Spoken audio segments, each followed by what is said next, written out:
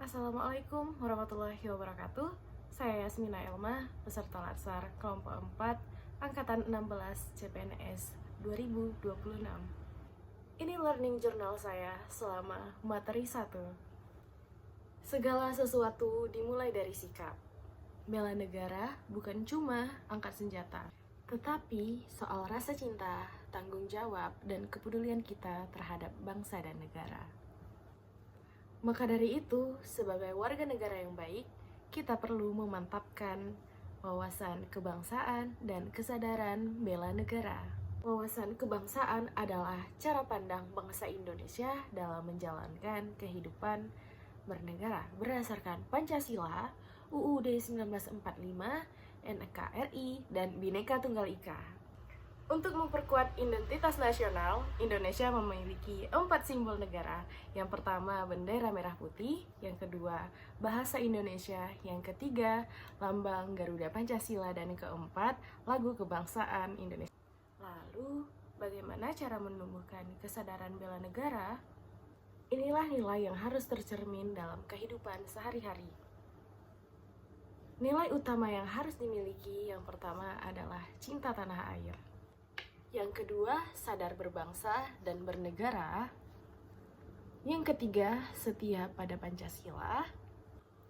Yang keempat, rela berkorban. Dan yang kelima, memiliki kemampuan awal bela negara. Contoh sikap cinta tanah air ditunjukkan dengan menghargai, mencintai, dan menggunakan produk dalam negeri. Kemudian, contoh sikap berbangsa dan bernegara yaitu seperti menaati aturan dan hukum yang berlaku di Indonesia. Setia pada Pancasila berarti kita harus mengamalkan nilai Pancasila pada kehidupan sehari-hari. Sikap rela berkorban ditunjukkan dengan kesediaan untuk mengutamakan kepentingan bangsa di atas kepentingan pribadi.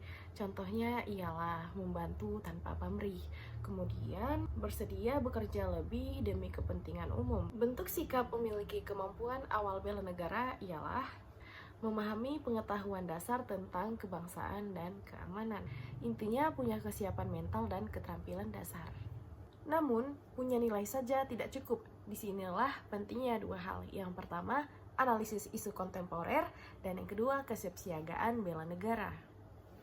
Analisis isu kontemporer adalah kemampuan untuk mengidentifikasi masalah, menganalisis penyebab, menentukan prioritas, dan membuat solusi.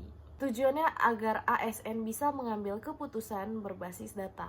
Metode analisisnya seperti gap analysis. Gap analysis adalah metode membandingkan kondisi saat ini dengan kondisi yang diharapkan untuk menemukan akar masalah. APKL menilai kelayakan isu berdasarkan aktual, problematik, kekhalayakan, dan layak. USG menentukan prioritas isu. Yang pertama, berdasarkan urgensi atau mendesak. Yang kedua, keseriusan. Yang ketiga, growth. Venn diagram menganalisis masalah dari manusia, metode, sistem, dan lingkungan. Ciri isu kontemporer yaitu terjadi saat ini, berdampak luas, dan mengancam kedaulatan bangsa negara. Maka dari itu, ASN harus mampu berpikir kritis dan menganalisis setiap isu yang terjadi.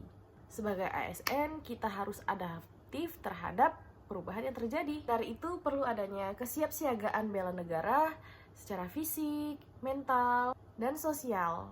Tujuannya menjaga kedaulatan negara, menghadapi ancaman, dan membentuk karakter ASN. Kita tidak cuma tahu, tapi kita juga siap untuk bertindak.